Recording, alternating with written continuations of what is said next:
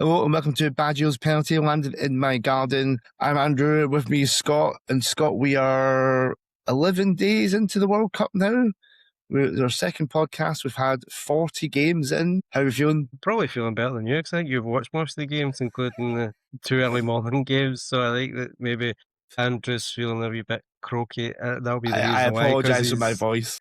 because he's watching all the early morning games as well as everything else. So I've done 36 out of 40 I've done. I mean, that is like a great bit of commitment. Don't know why I'm doing it for absolutely no gain whatsoever. Just But I because think I'm it's just enjoyable. You only do it every 4. I mean, it's like, I know. but even then, it's not always in a country where the rules are so different. And I think the football's been good. Do you know what I mean? Not all of it. Massively. Do you know what I mean? There's been, I think there's some chess moves going on about it. It kind of slows things down and stuff. But you've always got something, I think, in most of the games that you're going, oh, that's interesting. Even the wee teams, like you got your Jordan on there. We'll get to the kind of African and the Caribbean teams, but they're playing me a bit of belief in like at least trying to hit on the break. It's probably the bigger teams that are more disappointing, which we'll come to. But yeah, I think it's been really good. It's been really fun. I was like, it's every 4 years. I fucking love the World Cup.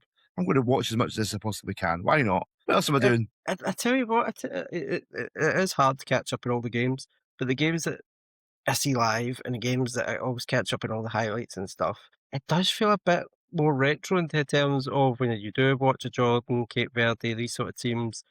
Like, I don't know much about them. I feel as if, there's obviously when they We do talked well about and stuff, you can go through and you can research them, but you still find them out now.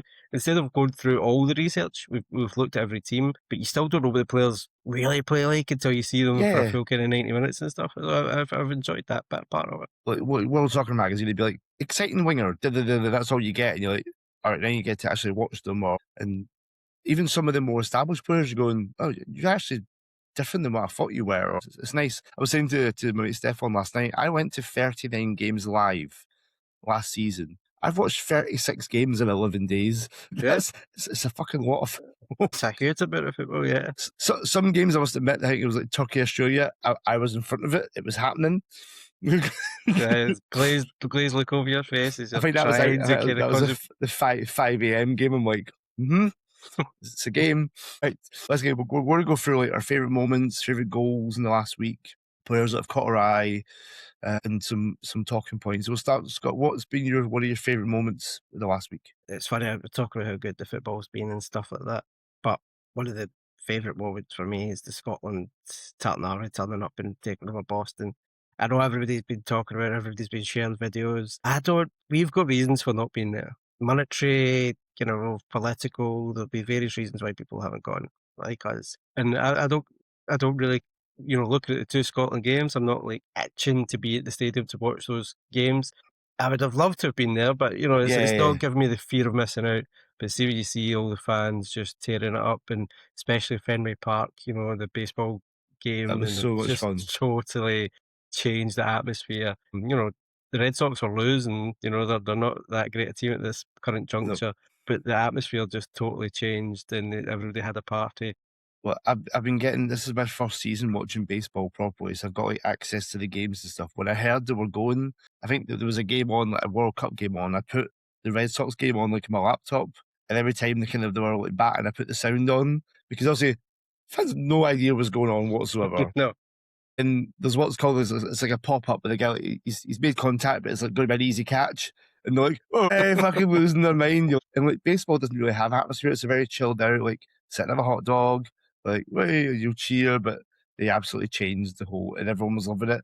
I saw an interview with the Texas Rangers players, and they were going, we've been singing No Scotland, No Party on the bus on the way home and afterwards, and it's like, so like, when it gets like playoff baseball, when it means more, the atmosphere does ramp up, but they're like, it feels like a baseball, a playoff game, like all the songs, it's just brilliant, really good. My friend Josh was in Boston, and he made a really good point on Twitter. He said that the Red Sox, for the games after that, said, listen, if you're a member of the Tartan Army, you'll get a free drink to come to the game, your ticket. And he said it's funny that in Scotland you can't drink in the football stadium when you're supporting your team, but you go to America and baseball and they're just offering you actually a free drink. Handed it. Yeah, and it's just very strange, the kind of differences there, but And I like it. no trouble whatsoever. It's like it just Yeah. the whole drinking not at games is the same in England. You can only drink in the concourse. You can't have a pint and see the field at the same time. Like you've had 5,000 people that just go out and have a laugh, and And they're very, I mean, they've planned it all through because they're ordering cones. They're not taking these cones from construction sites. They've ordered the cones up to then have cones to put on statues. I do wonder what it's going to be like in Miami, how it all kind of changes. It's maybe not the same kind of party town I'm in looking that forward to aspect. a weekend. Everyone's a little bit more weary, and the sun's hitting a bit harder. But yeah, the sun's a bit warmer and stuff. But yeah, so that's my kind of favourite kind of moment of the week, I think. It's funny that an NFL broadcaster called Kay Adams, and she does like viral clips to it. It's like, but she was like, "Oh, the Tartan Army are going to win the World Cup," and Mallory, our American friend, was like, "Oh, I'm going to win." Is like, no, it's not Scotland we're talking about. It's the fans. The fans are going to win. Then like 4 days in, she's like, "You guys are fucking ridiculous." So I was like, "I told you."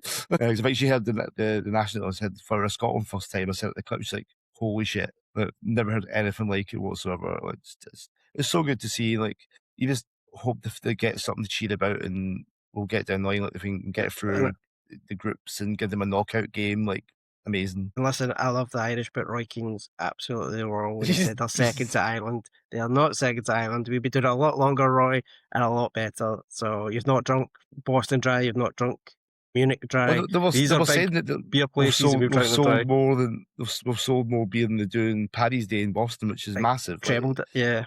yeah, it's ridiculous. Something I've enjoyed is we get it happens every World Cup. The first games is overreaction. Oh, maybe this team is the team we thought we were. Like, had it Argentina 4 years ago, lost against Saudis. Well, maybe when Messi's done, and he goes and fucking wins it.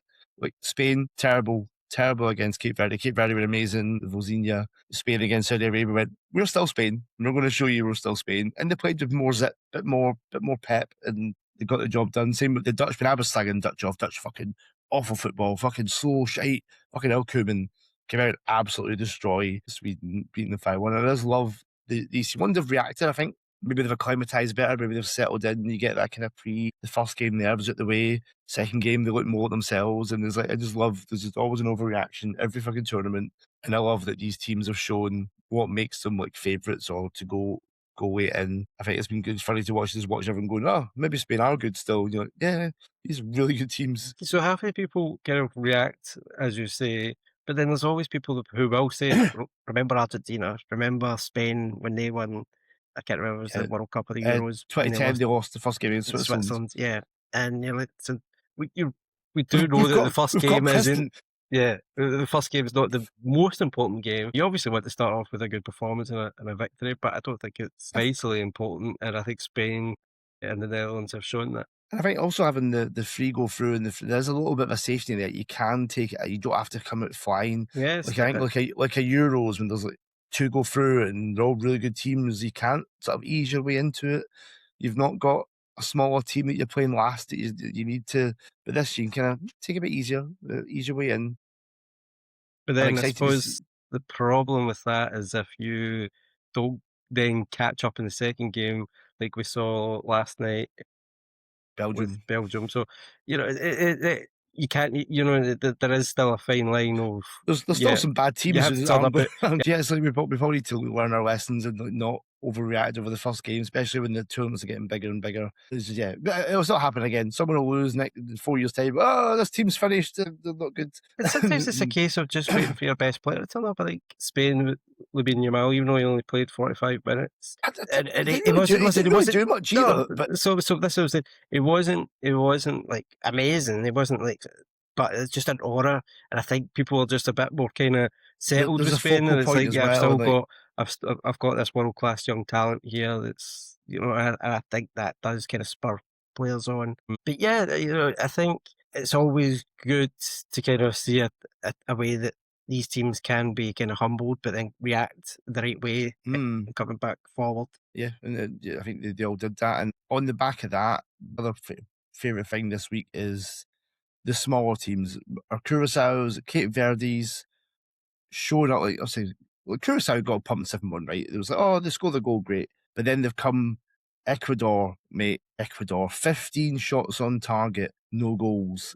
more of it's on how bad Ecuador are up front, but your man's room, Curaçao goalkeeper, 15 saves, equals Tim Howard's records. I mean, and most of them were pretty much straight at him. There's a few good ones, but you're still going to be there. You're still going to make the saves. But you have to be concentrating on every single save, even if it's straight at you. If you aren't A concentrating, fumble, they can slap out. Yeah, and then that's it. Your team's lost 1-0 because you've not saved that shot. To see that country get their first World Cup point, you see how much it means to them, the fans, incredible. And then last night, Cape Verde took it to another level, like the most chaos game with Bielsa and Uruguay as well. And what I loved about them, they were getting the ball to feet and just turning and running and going, fucking, let's go. Let's Dribbling, fucking have it. I think we discussed this the last podcast. If not, we have discussed it on our WhatsApp chat.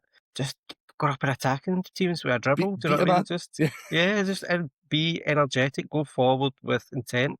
And that's what they were doing. It was just exciting to see. They would either pass inside and carry on a run, or just turn the man and go for it. And Uruguay didn't really know what to do. They were bringing them down, or they were, you know, I mean, that's what. I think there's no team you want to play more that's going to bring you down as Uruguay. They're going to scythe you down as soon as you turn. Like, maybe a little bit of composure, final third, make a different decision. They could have won that, but that's what comes from playing in tournaments. What I will say, what I hate tells there with Uruguay massively. What I hate is you see on Twitter like, 48 teams, and like there's pros and cons about it. Of course, Cape Verde won their African group that had Cameroon in it. They're not in it because there's 48 teams. They're in it because they fucking qualified, right? So are we get that out of Scotland. In Scotland we qualified, yeah. And like maybe the groups would have looked different if there's less teams and blah, blah, blah, but they still when you group. That's what matters. But yeah, like Curaçao, Panama, Haiti would probably not be in it if it wasn't one of 48 team World Cup and in America and Canada and Mexico, because there was 3 spots up for grabs, right? That's them, but they're showing up. Like Haiti lost against Scotland, 3-0 against Brazil. They've probably been the worst ones in terms of. But they've not embarrassed themselves. They've still kind of come out and had a go at teams. Panama against Ghana should have won that game. But Ghana snatched one at the end. Like Curaçao's the one, but no, it's not embarrassment. It's like playing fucking Germany. Everyone else have shown up. They've had a go. Jordan played on the break. Iran playing with 2 big men up front against New Zealand, thinking this is a game we can win. Even against Belgium, the keeper makes 7 saves, some great ones, one off the line. Like these teams are not being embarrassed. I think I'm more like Qatar being rubbish, Saudi Arabia rubbish. The Asian qualifying he looks at, there's fucking 5 rounds you go through. And it's, as you say, Saudi Arabia they've been disappointing, but they've been going to a lot of World Cups. Do you know what I mean? They're always qualifying. It's just that for whatever reason, they've not, this time around. I think with the way the league is, I think they're saying that a lot of the domestic players aren't getting enough minutes anymore. Yeah, because they're not playing games, especially like the strikers. The strikers getting nothing because that's what these teams sign is like Ivan Toney's and João Felix and all that. And you're like, these guys aren't getting the game time they need to get, and that's been the problem. But yeah, I'm loving seeing these teams, and I'm loving that they're not playing.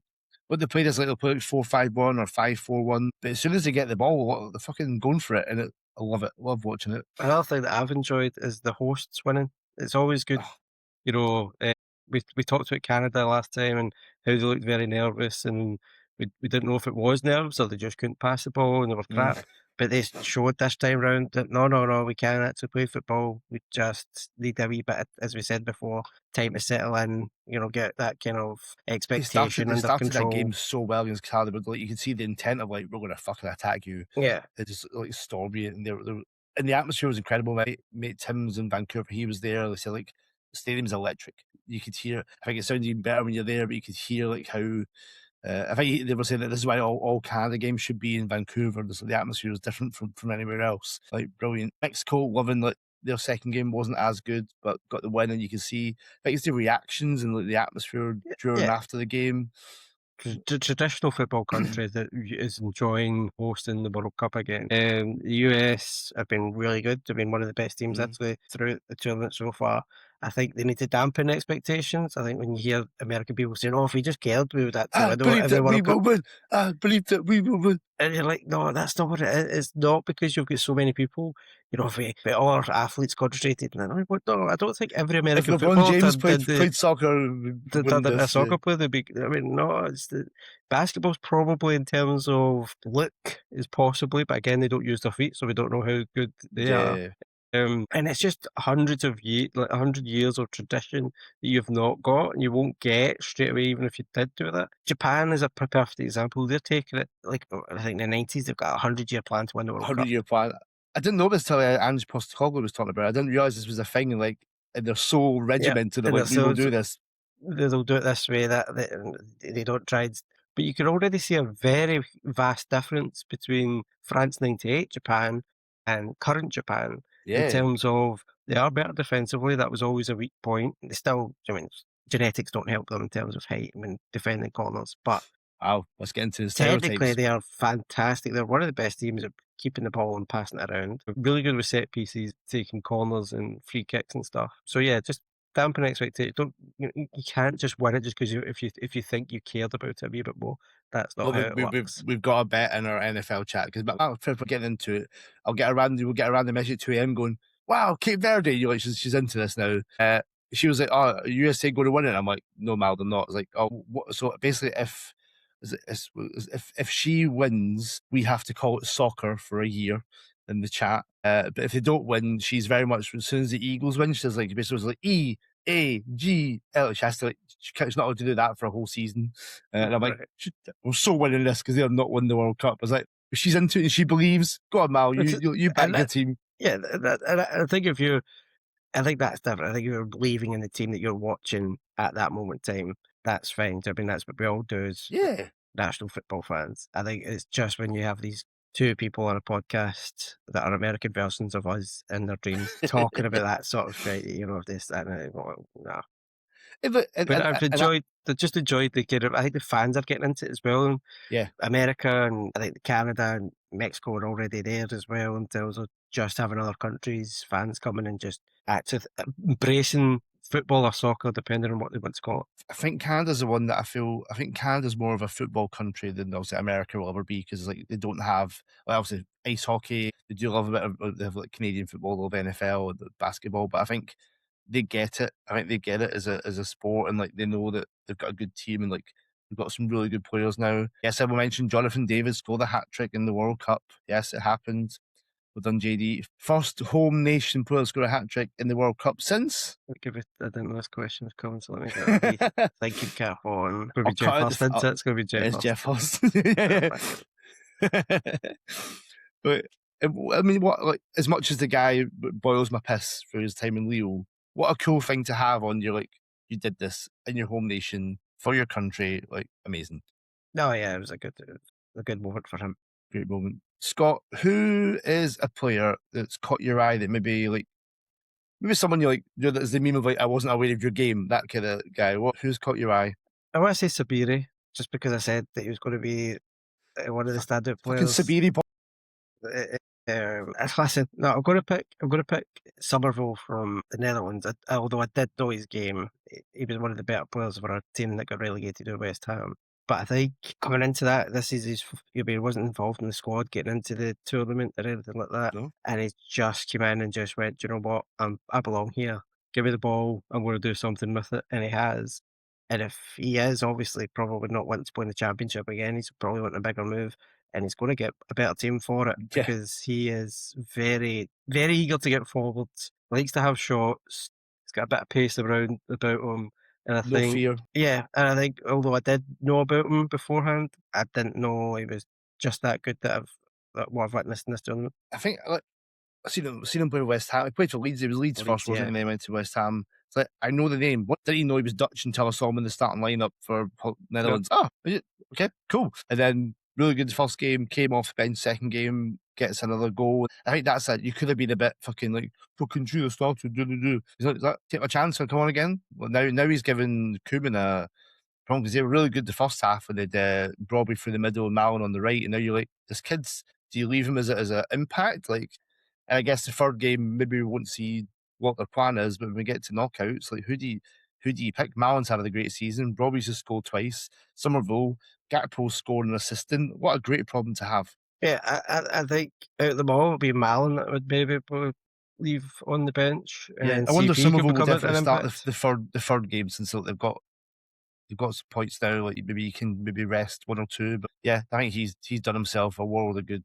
It'll be interesting to see where he goes, and I hope it's not did good at the World Cup, spent 50 million. I Shite. think no, I think as I say, the last kind of 4 to 5 months that I saw him at West Ham, he was already picking up a game, which is why I got to the Dutch team. And So I'd like to think, he's got prem experience as well, which always, he's not like he's coming from the Dutch league, which is always a yeah, can they make it, can they not? It's always a iffy on and I that. think big clubs now kind of, you're thinking your Manchester Uniteds, your Liverpools, like players that have got Premier League experience.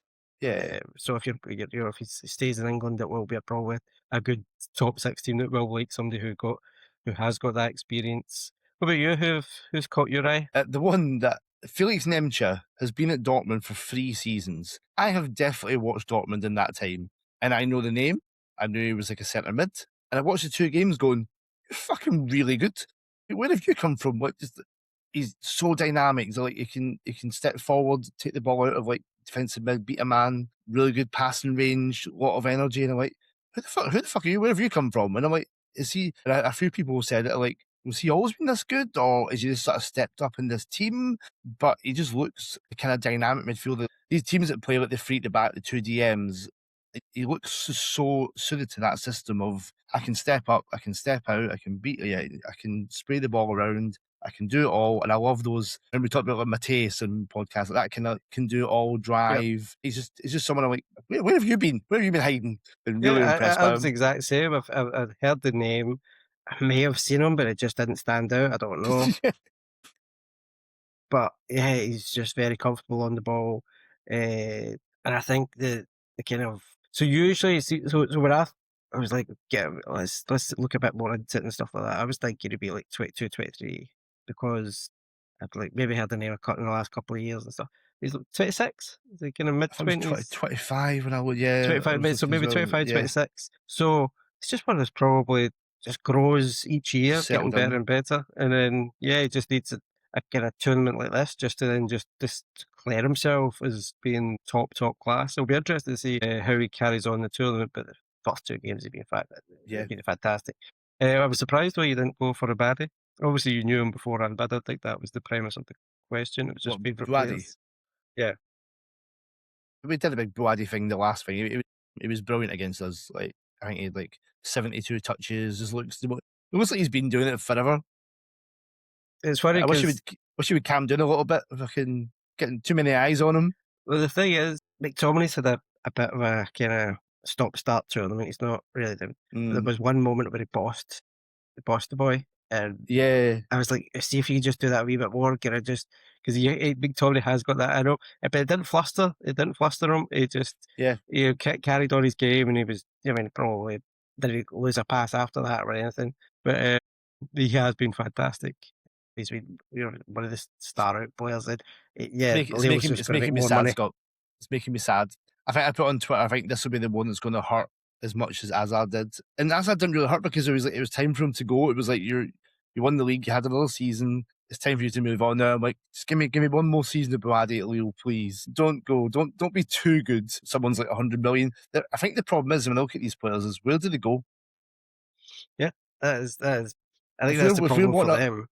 Yeah, I think if we want like 100 million, which why not? If like Adam Water and all that are going for 70, 80, 90, like he is in that bracket. Like he's younger as well. Exactly. Like I think we should want 100, but then you're like, is it Real Madrid? Is it Man U, Liverpool? PSG? I think PSG is probably sadly the most ideal place for him to go, which is scary if they get him as like the Fabian Ruiz, because he's 30 now. I know I'm still 14 years younger than me, but he's finished at 30.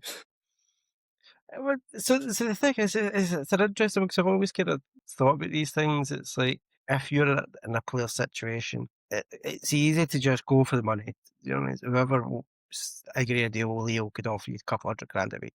You've got to look at it as a footballer and say, am I?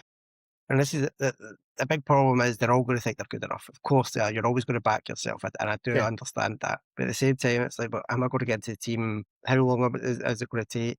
Should I just stay here for another year, improve myself, go into European competition and, boss League on, and then give myself an extra year? Because he is young enough that he doesn't need to He's not in jump a ship. rush. I think his now. contract's till 2030 as well. The problem is, something when I was living in Lille, I met an agent at a fucking second tier, third tier game. And he said something that stuck to me forever. He said, players only think about the next 12 months. Yeah, and Because it's I always believe like, that. if I don't move now, what if I break my leg? So I think We always look at the progression of, oh, if you stay another year, you'll get more experience, you'll be better, you can get a big move, and you'll be. We always, but they look at. so. What I would if. say against that slightly, if I was Boadi's agent or dad or whatever, not his dad, but I can give you an exclusive. But what I would be saying is like, well, Haaland did it that way, Bellingham did it that way. Do you know what I mean? There are examples that you can use, not a lot, and I do think that the guy's right. I think Yeah. most footballers do think kind of year. Well, you look But at it's Yan Diomande. If you've not read the Yan Diomande quote article he did about his playing for his sister, he's had a really interesting path, and like, he's done it a really smart way, like stepping up bit by bit, and probably is now ready for a bigger move. But yeah, it's definitely a balance of. I totally get that if you're getting offered 100 grand a week and you're on like 20 and you're 18 years old and you're like PSG, Real Madrid, it's so hard to be like, nah, I'm going to stay here. Lille have got Champions League football, and I think if teams have Champions League football, it's a massive thing of like, but you're going to play 6 games in midfield in Champions League. But rather than being on PSG's bench for 6 Champions League games, it's so yeah. 8 Champions League games. I would expect it to be listening. You know, if an offer gets accepted, go to that club and listen and see what your plan is for you. I would stay Yeah. away from Real Madrid at all costs. I think with Mourinho in charge, he's not going to get the thing. And look at like Tchouaméni and Camavinga and stuff like Camavinga, that. It's yeah. kind of. It must be still so hard though. Kids that age. Oh, I know. It is, and I wouldn't grudge the boy. I wouldn't slag him off for it if that's what he done. But I remember I would just wouldn't be. when I was doing the journal stuff, someone said, "Oh, well, Daily Mail shitbags. If a Daily Mail come to me and go, we'll give you 60 grand a year to be a full-time journalist," the fucking morals go out the window. Fucking sign me up. Triple my wages and go and write for a living. Cheers, lads. I don't Sent care all who over you the are. world to cover football and stuff. Yeah, it's.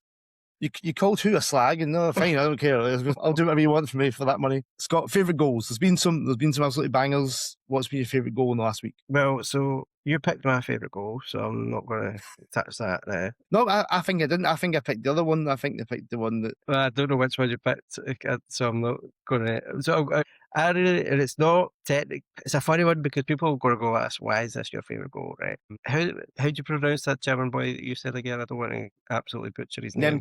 Nmecha has the ball, and his first thought is get it forward as quickly as he can. Straight in, precision with pace. Deniz Undav controls it quickly, turns, bang. Yeah. A goal must have, from leaving Nmecha's foot to the goal must have been, what, 6 seconds at most? 5 seconds, maybe? Mate, I think it's even maybe less than that, mate. It's direct, but it's not like when people say direct football, it's not like punt it or the rest of it. It's just, there's a pass there. Why don't I just make it straight forward into the striker's feet? I know he's good enough. He's going to control it. Very good control. Turn, smash into the net, low finish. Do you know what I mean? It's just, that's how easy it can be.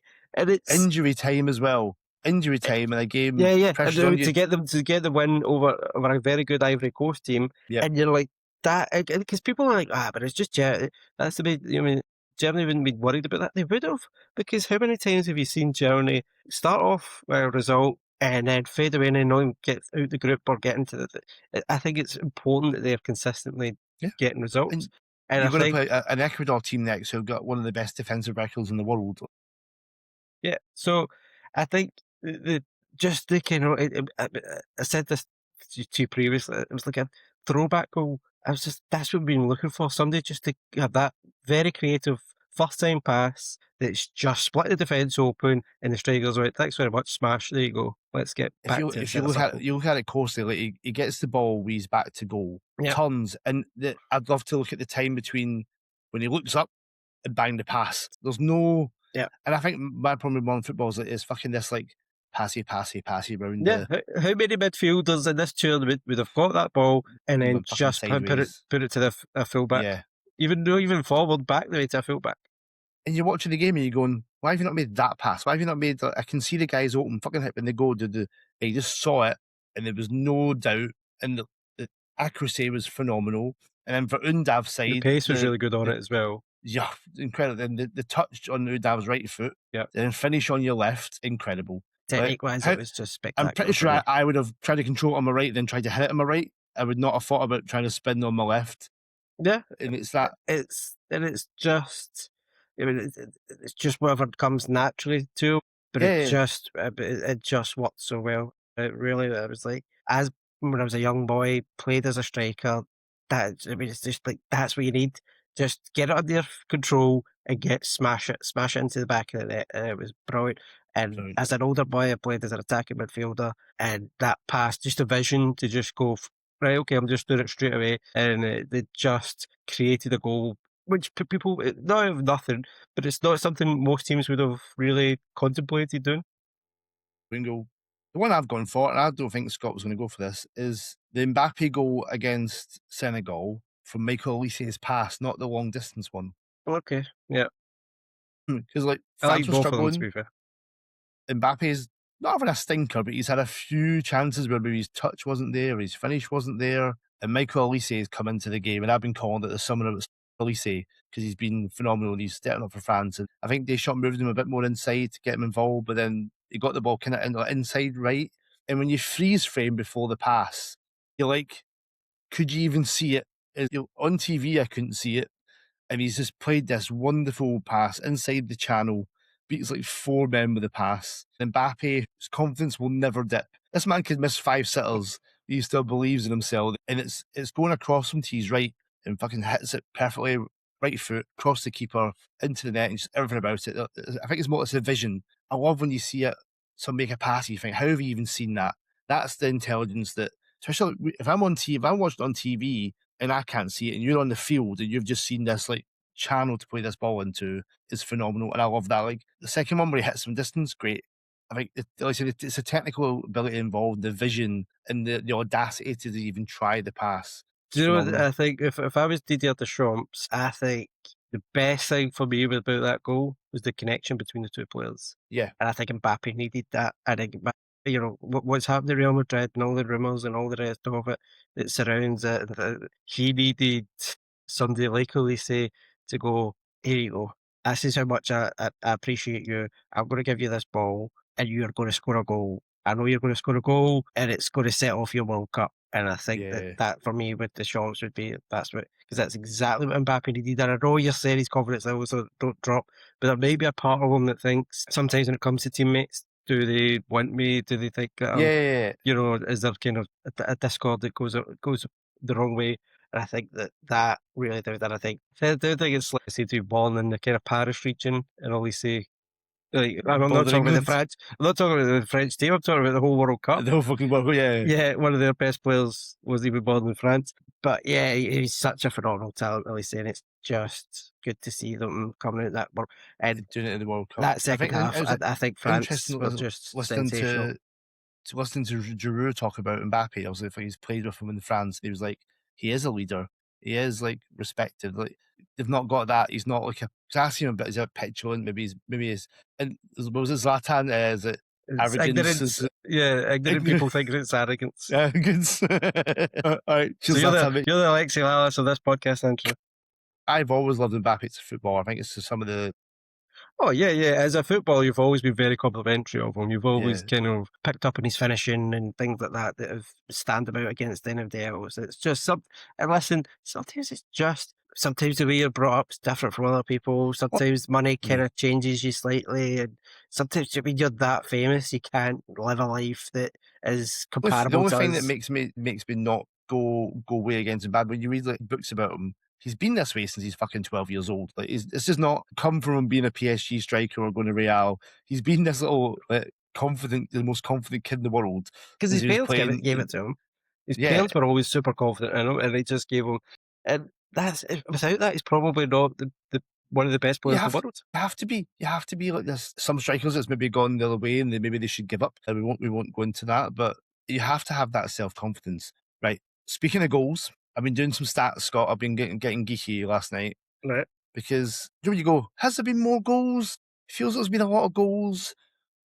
Obviously, Germany 7-1, a couple of 5-1s. We're currently on, after last night, 40 games, 121 goals. We are on 3.03 goals per game.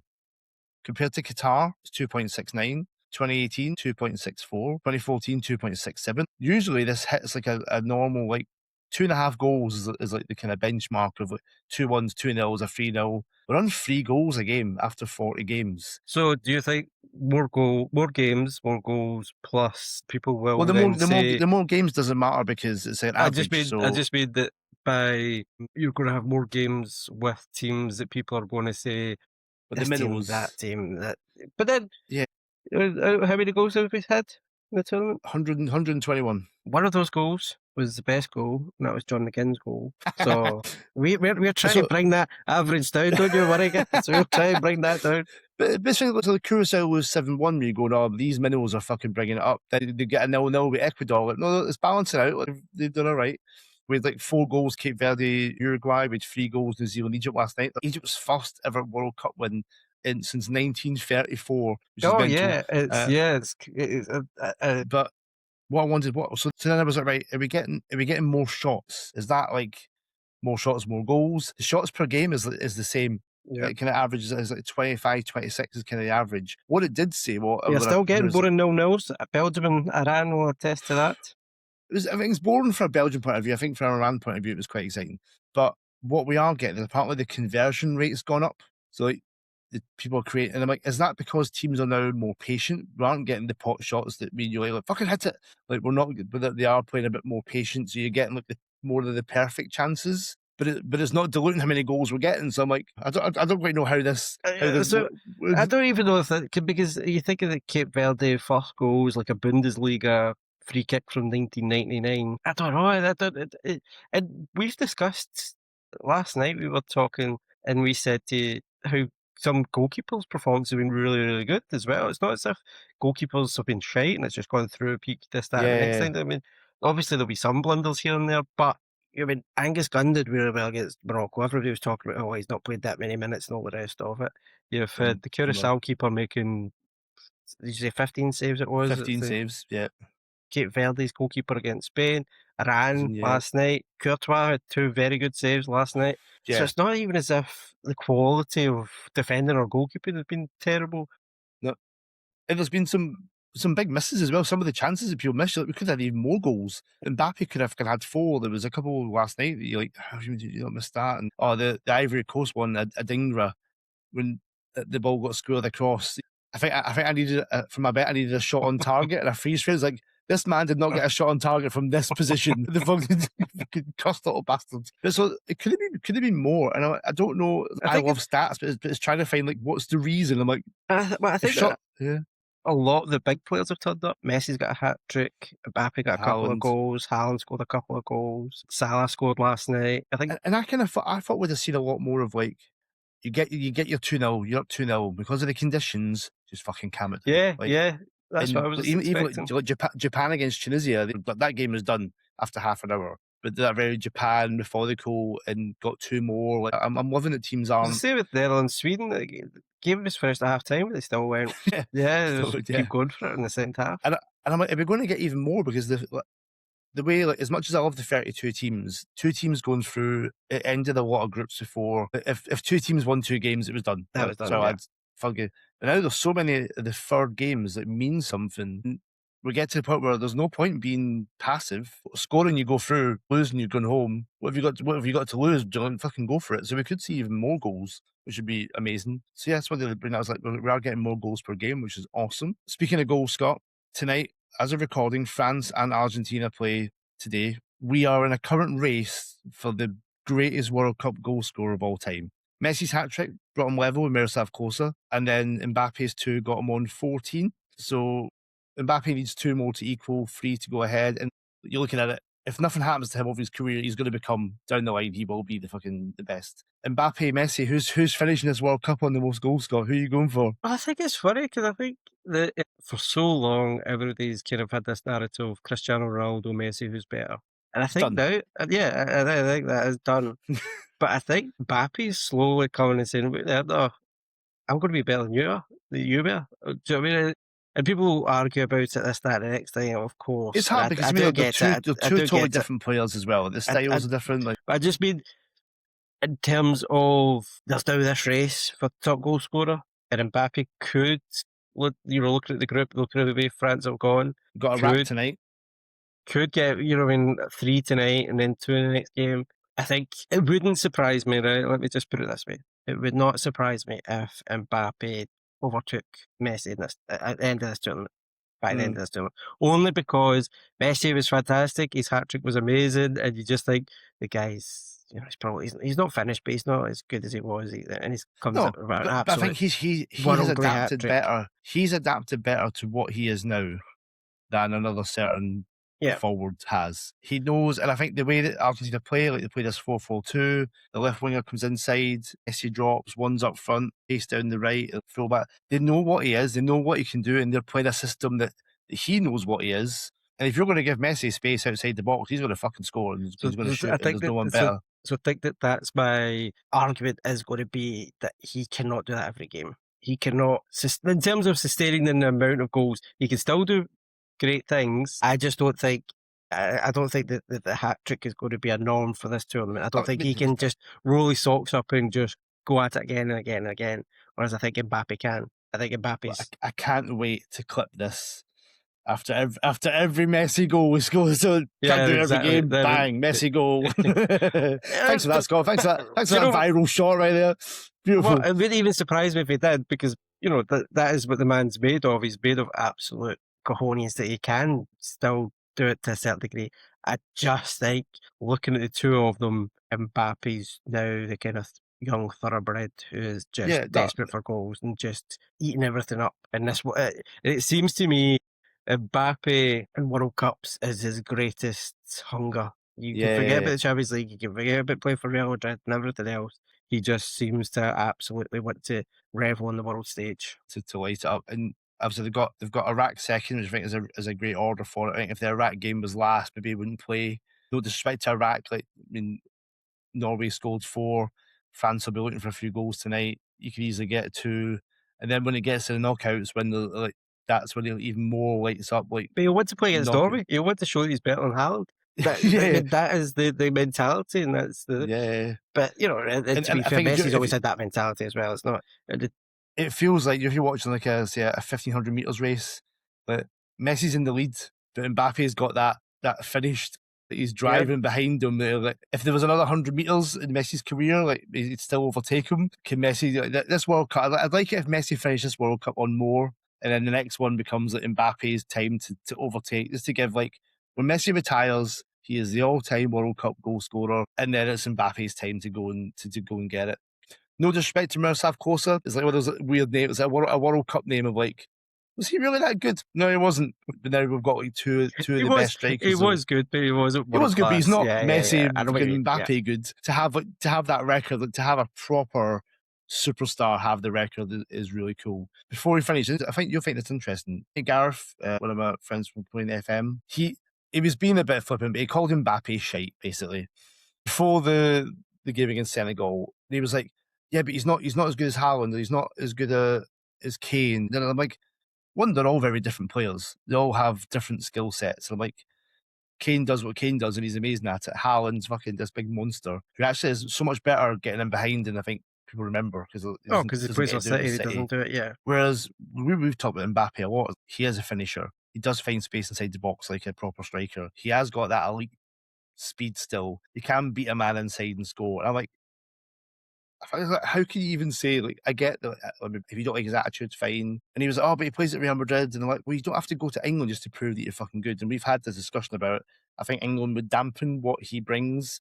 And you're not sure. Then the other night you were like, maybe you're right. You even said on chat, maybe you're right about Mbappe in England after that start. No, I don't think I said England. I think I said maybe you were right about Mbappe in terms of bringing the kind of atmosphere there. I think that if we go through the chat, I never mentioned England. And I still think he would score a barrel load of England. It's something I hate is this comparing players because they're a striker. It's like so many different types now of what you are, where you play. And he was saying, Mbappe's better when he plays off the left. No, he's better when he plays central and he's allowed to go left. And then he'll come back inside. See if you've got a player like Mbappe, let him do it what he wants. Yeah, let him go. And I think as long as he's not staying on the left when you've got a left winger or anything like that, then just let him do what he wants, as long as he's not being detrimental to the team.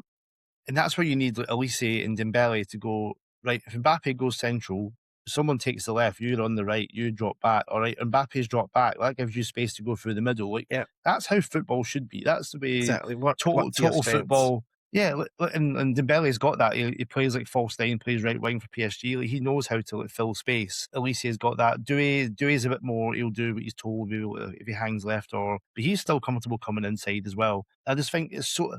I get why people want rankings and they want like, oh, who's the best? Like they're allowed to all be good. Yeah.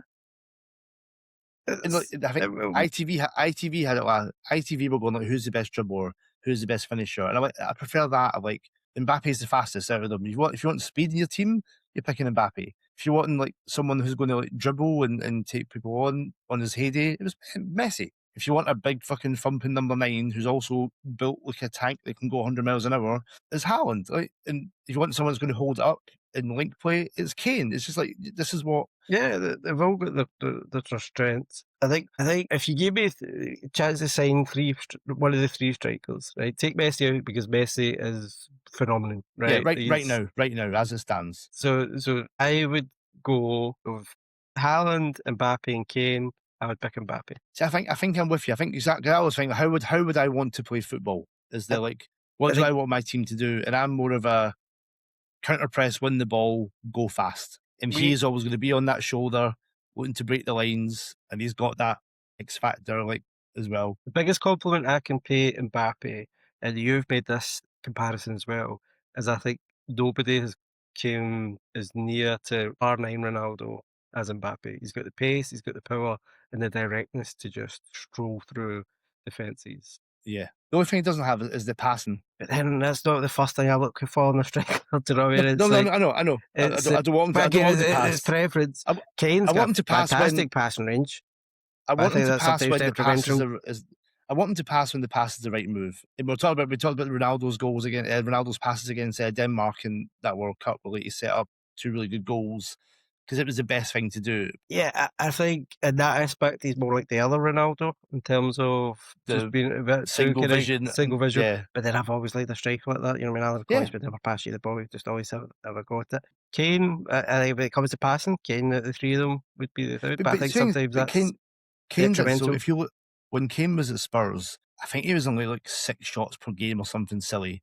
He did not pass the ball whatsoever. It was very much they called him a stat padder because he's like, he'll score, but it's because he's had like 10 shots. But now he seems more, he knows, he's kind of developed his game of like, I know what I am now, still a finisher, but I've got this great vision, great passing, and I've got like Musiala and all these guys going past me, like give them the ball. I think that's great. So Kane did do that at Tottenham, but I think apart from Son, there was nobody that was really on. Yeah, there was nobody that was switched on. Because I do remember going very deep at times, and people were like, "You're 10 or you're 9," but it was sometimes, as I say, detrimental. Because I think when he was playing for England and when he was playing for Tottenham, the other players weren't fully switched on to what he was doing. I remember someone on Football Manager doing a test. They made Kane into a deep line playmaker, like a 6, because he was that good at like passing and vision, and he was like world class there. Right, Scott, we're at the end. We're not going. It's not a discussion point. 40 games in one word, who's winning the World Cup? I think it's France. Okay. Because I saw you put France on the dock and I didn't put it in because I'm like, I don't fucking know. I'm going to go, I have to go France. I just think that attack, you could do Dembele, Barcola, Mbappe, and Olise, Cherki. You get Cherki in there as well. I forgot about. If somebody's having a bad game, and I think this is what I like about Deschamps. Deschamps goes back to France '98 in my eyes. He just rotates certain players at certain times. Gives everybody a go, rests people, gives people breaks and stuff. And he's got such a good squad that he can do it, especially going forward. Whereas, say there 2 of those players are having a bad game that's up front, that's fine. I'll get 2 more that can come in and just totally change the game. And I don't think Mbappe will ever get pulled, but I think I don't think he will. But if Doué's not doing it, right, Barcola, you come, Cherki, you come on. But say Mbappe's scored, created assist. It's 2-0, you're 4-0 up. Bring him off after 75 minutes. Yeah. Oh, yeah. In my head, I was trying to go, I nearly went Argentina. So I'm like, but then I'm like, oh, I don't know. Everyone else was kind of going, there's always like a little niggling. Before the tournament, I said Brazil. I just haven't fancied them at all. They're now going to unbuzz. They look better against Haiti, but I think every team that I say in my head, I kind of go, there's always a little niggling, like, maybe not. I think now France, I go, why not? There was always a Yeah. kind of suspicion about their midfield, and now that's just been crystallised. The Brazil midfield's not good enough, I don't think, to win the Yeah. World Cup. I think the other one, Spain's the one where I'm like, Yeah. yeah. Spain That yesterday looked like a team that would. I'd love for the Dutch, but I don't think that they are. I think they'll do well enough to have it, but yeah, certainly not going to be Belgium. Jesus, not that a was chance. hard to watch. It was hard watch. Right, Scott, that'll do us for this week. Thank you very much. Guys, make sure to check out our shots within predictions. Every day it's 24 to me, 22 to Scott at the moment on points. You got a point last night. No, I got Egypt right. 27. Come on, I can get around you. Did you get the full result right? I got a 3-1. Did you? I can't remember off the top of my head. Bastards. Winning, doing better than my bets. Right. So until next week, come on, Scotland, get through the group, please, for the first time. Yep, Jordan, you as well, son. Come on. Come on, Jordan. Until next time, guys, thanks for listening. Thanks for watching. Bye for now.